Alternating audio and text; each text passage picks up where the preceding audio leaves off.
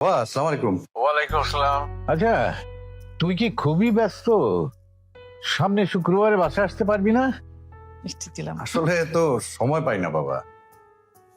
Sorry, আসলে এখন সবার সাথে শিডিউল মেলাতে তো আমার সমস্যা হয়ে যায়। আমার যদি একার ব্যাপার হতো তাহলে তো আমি যে কোনো সময় চলে আসতে পারতাম।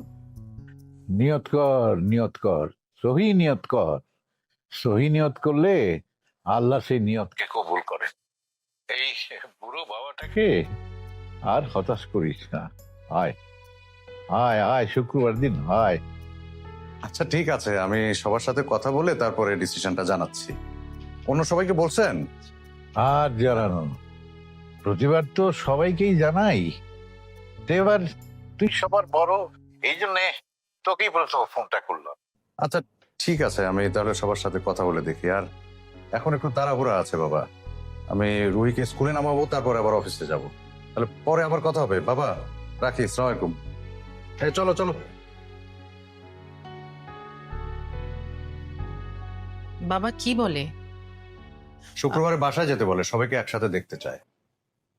হঠাৎ সবাইকে একসাথে?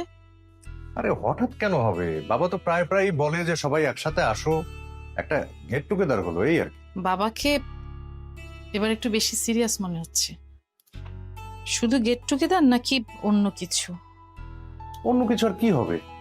তোমার বাবা মা তুমিই ভালো জানো। আমার কাছে মনে হলো যে বাবার এবারের ডাকাটা একটু অন্যরকম, সেজন্যই আমি বললাম, আর কিছু না। আচ্ছা, এত গবেষণা করার সময় এখন নেই। ওকে স্কুলে নামাতে হবে, বাসায় এসে কথা বলবো, দেরি হয়ে যাচ্ছে। ঠিক। এসো এসো, তুমি কিন্তু টিফিন শেষ করবা।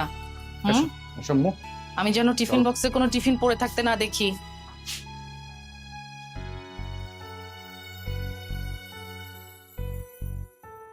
শসা কত করে মামা? দামটা বেশি হয়ে যায় না? কাকল কত? আচ্ছা একটু পরে বলছি। হ্যালো, আসসালামু আলাইকুম ভাবি।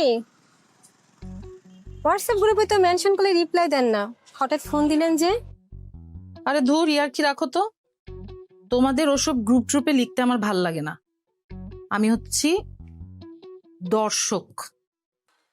লেখেন ভাবি লেখেন, মাঝে মাঝে লিখতে হয়।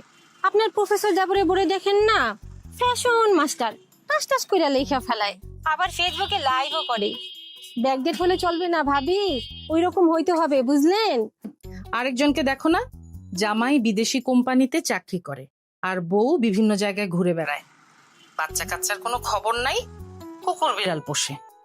সেগুলো আবার সব গ্রুপে দেয়। এই জন্য তোমাদের গ্রুপে কোনো কিছু লিখতে ভাল লাগে না। আচ্ছা বাদ দাও তো, কি সিদ্ধান্ত নিলা? কোন সিদ্ধান্ত ভাবি? কেন, তোমার শ্বশুর তোমার জামাইরে ফোন দিয়ে কিছু বলে নাই? কিসের ফোন ভাবি, একটু খুলে বলেন তো।